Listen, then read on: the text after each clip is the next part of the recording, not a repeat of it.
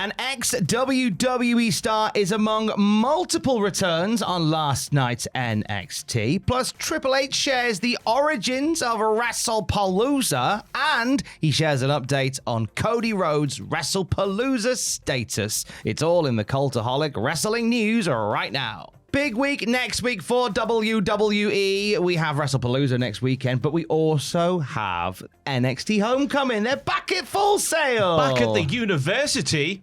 They're closing the shed.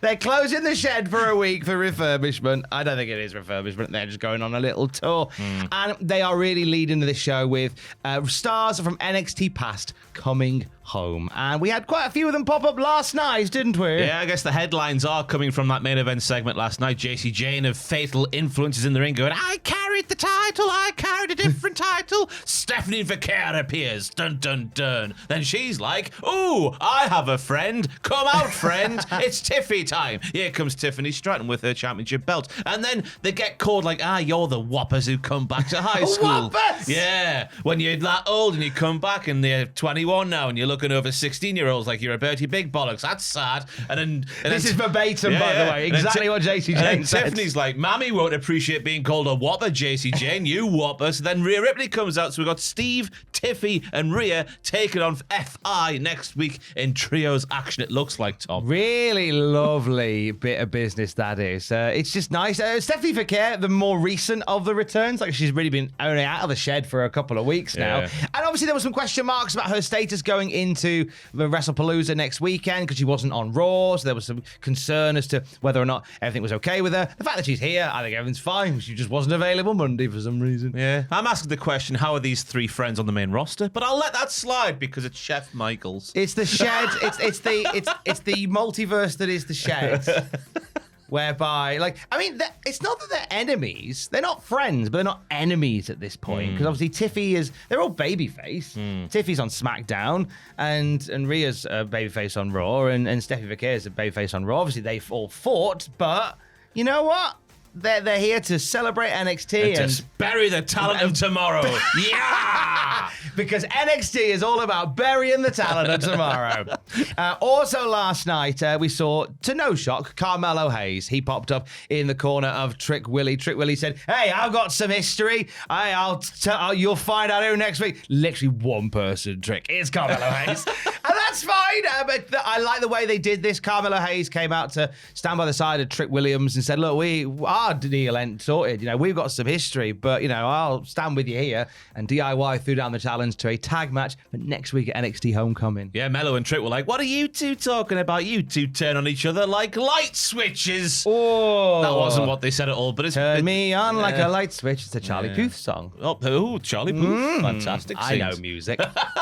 Aye, but there we go. It could have been Lash Legend, I guess, for Trick Willie. Because obviously... that'd have been great. Mello and Trick didn't get along the last time they saw each other on TV, and that's the last time they would have seen each other in life in general. That's how wrestling works. Would have loved it if in Lash Legend she just double clothesline. DIY. It'd been phenomenal. Yeah, the history of Tommaso Ciampa and Johnny Gargano on NXT, I think like a golden era was with those two at the top, I believe, and the story that they wove. But injuries and incidents and accidents and hints and allegations led to that story really meandering and sort of losing its way like a broken riverbed. And one final beat took itself a bit too seriously. Yeah, it was a bit up its own backside, that one. But we were in a weird time. It was the pandemic. We were finding the sides. We could forgive it. But yeah, it was a shame that epic feud kind of lost its way a bit. But I like the idea that popping up in NXT, it's a chance for DIY to sort of recalibrate again, find themselves once more, and then take that energy back to the main roster. And take the theme back, right? I don't get it. Yeah, why do they get the theme in the shed, and then when they go back to the main roster, they get the Undisputed Era knock-off? It's the weird power of the shed. Not only did we see some former NXT stars, but a WWE star who has been absent from WWE television for quite some time popped up last night as well. Breaking new ground once again. The flag match is taking place. Ethan Page versus Tavion Heights. Tavion wins it for the United States of America. He retrieves his flag and waves it in the air. But oh no, Tom, a Canadian appears. It's Tyler Breeze. Oh my God, it's Tyler! From his palatial home in Monaco. Grand Prix. Whatever. He comes out wearing all the fluff. He's got the selfie stick. And it looks like there's going to be a little bit of Tyler Breeze action next week as well. Yeah, it's looking like we're going to get Tyler Breeze versus Ethan Page for the NXT North American title. Tyler Breeze hasn't been on WWE TV for some while. He's WWE adjacent in that he's in the 2K games quite extensively. Like, you can choose him as your GM in GM mode and stuff like that. He's all over the games and stuff. And he's done like a few projects on the periphery, but hasn't really been on a weekly persona. I'm sure he's done some coaching and some training as well, but he hasn't been a weekly presence on television. He's got his own school, hasn't he? He has got his own school. With NXT superstar Sean Spears. That's correct. So there's a little connection there. But it'll be nice to see him back in classic Tyler Breeze fashion on the big show next week, NXT Homecoming. But the slightly bigger show next week is WrestlePalooza. You missed the biggest return, Tom. The biggest return last night. The biggest return last night? Natalya turned up during a speed match, right? Right at the end. How did I miss Natalya returning? I think it was Lainey Reed who got the win. I didn't know who she was in the ring with. I guess it was someone from Evolve. I just watched the highlights before we came down the set. Yeah, Roxanne showed up and showed out in a speed match against an Evolve competitor, and then there's Natalya. Yeah, up to go. Natalya. Up Natalya. up Natalya. I didn't get it in there, because obviously, if we missed that out, people in the comments would be calling us all kinds of names, Tom. That's very true. I mean, I'll be honest. I'd have been Natty Night. I definitely wouldn't have missed it. I'm just saying. A book's out this week. I'm excited. Is it? It's on my Christmas list. Oh. I'm definitely getting that. WrestlePalooza next weekend. And Triple H was on the Pat McAfee show talking all about it. He even gave ECW the props for coming up with a name. Obviously, it's a pastiche of Lollapalooza, but it's ECW's WrestlePalooza.